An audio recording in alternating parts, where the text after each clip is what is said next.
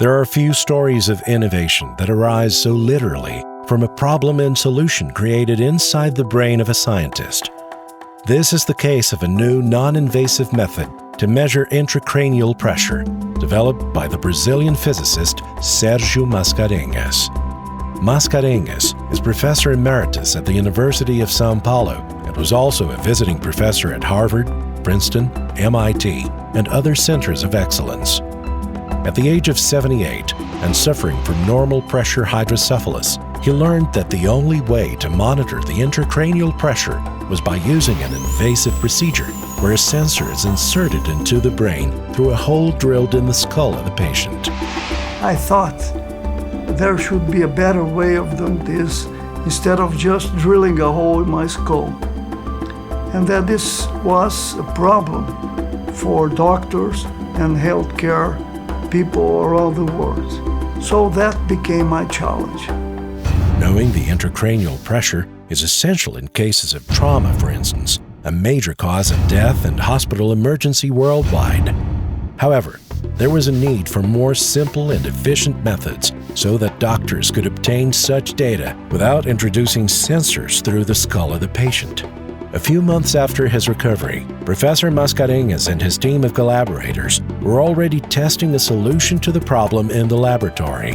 First, they created a minimally invasive method, which has been upgraded to the point that the sensor only touches the skull, without even the need of minor incisions required by the minimally invasive arrangement. The device operates with a high-precision sensor capable of detecting an extremely small deformation of the skull surface due to the intracranial pressure variation. The electrical signals of the sensor are captured and transmitted to a hardware-software system that processes the data, generates graphs, and displays it on a screen in real time. After being tested in animals and humans, the method has been presented at conferences worldwide and in papers published in international journals.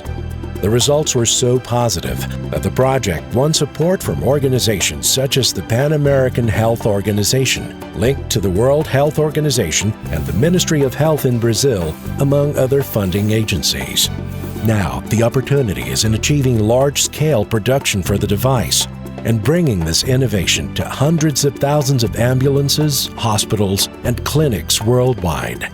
For this reason, Braincare was created, the company that owns the patent on the method and the equipment generated from the pioneering work of Professor Mascarenhas. His team, which includes neurosurgeons, postdocs, doctors, and other qualified professionals, is working non-stop on the product improvements and on its new applications.